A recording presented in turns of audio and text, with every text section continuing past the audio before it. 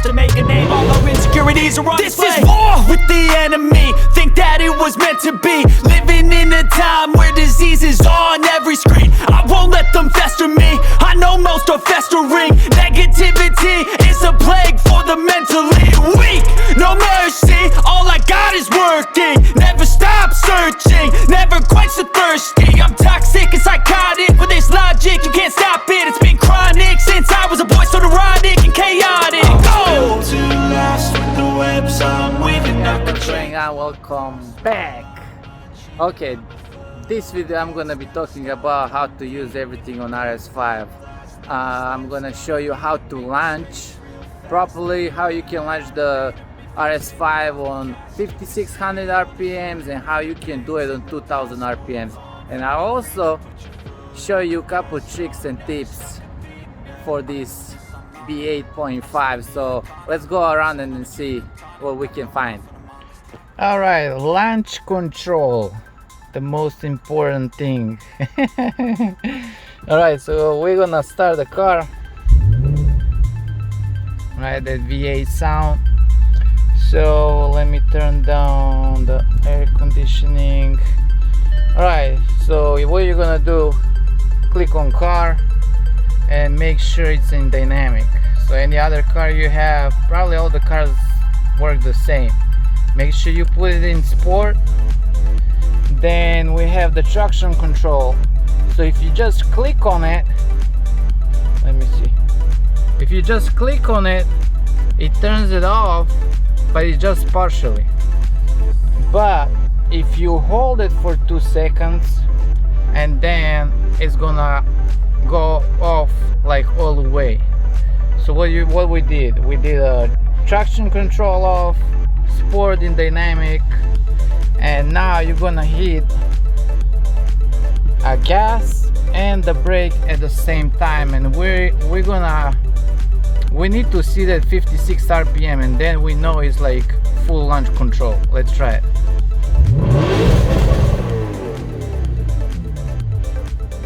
Oh no. that was in the neutral, man. See, no, I don't have that multitask theme. All right, then again we're gonna put it in drive, so we have everything on, right? And then we're gonna hit the gas and the brake at the same time. You see, we have that 5600 RPM, everything is sported fully. So now if the traction control is not off, it's on now, and we go in a comfort mode. And now if you want to try, you go and drive, and now if you hit the gas, you see it goes only 2000 RPM, so that's not full launch control. Okay, so when it comes to the engine, there is no dipsticks, there is no engine oil dipstick, and there is no transmission oil dipstick, of course. I mean, probably all the new cars, they don't have dipsticks. So we're gonna go inside and I'll show you guys how to check the oil level and how to check when you need to change the oil.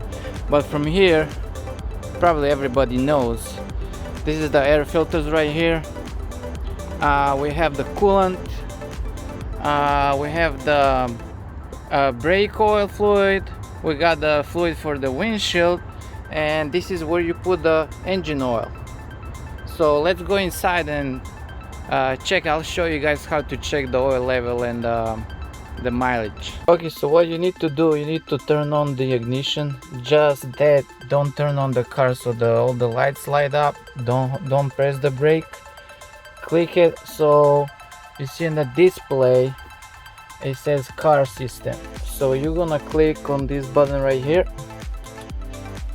right there, and then on this thing right here you can move back and forth. We have vehicle settings, driver assistant, AC, and there's like a lot of options, but we're just gonna go for like important stuff. So you're gonna go on service checks. So here you can reset the tire pressure. So if you get, you know, if you need to put the air in your tires and then you need to reset the light for it, you can just click on that here. All right, so you're gonna click on oil service, and then you see it says it's full, it's on the max. So you can keep on track, because V8, naturally aspirated V8, I don't know, maybe other engines too, but V8, they're known to burn a little oil. So you have to keep checking on the oil level and make sure, I mean, it's best if you can keep it full. It's better for the engine, for the chain and everything else. And then you can go back right here, and then right here on the service, you see, so it says next oil change is in 7,300 miles or 55 days. I don't know, 55 days, it's gonna be probably like in a year. But when you change the oil, you can reset. It's gonna say 10,000 miles on it, and then here is where you can track how many miles you drove and how many miles you have left. But usually I change it before 10,000. I'm probably gonna change it on 6,000 miles. So it's Audi RS5. It's a B8.5. It's 4.2 liter V8 with 450 horsepower and 370 pound of torque. Also it's quattro, so it's all-wheel drive. I think the ratio is 60-40, so it's 40 at the front and 60 at the rear. Okay, probably works same in with all the cars. I'm not 100% sure, but what you can do, open the trunk, leave this where your spare tire is supposed to be, and this is the system, the vacuum system for the exhaust that opens and closes. So what you do, you can put it in dynamic, and when the thing's open, there's the plug right here with the cable, so you can just unplug it, and ta-da, the thing is gonna stay open all the time. Either you're driving in comfort or you're driving in dynamic, so your car is gonna sound louder all the time. All right, about the gas tank door, make sure it's unlocked, because if it's unlocked, it's not gonna open. All you have to do is just click on it and then unlock it a couple times, click on it, and it's gonna open. So the trick, if that door gets stuck, just come to the trunk, open it, come here on the side, pull this thing out, and do you see this red thing? You just pull it and the door is gonna open.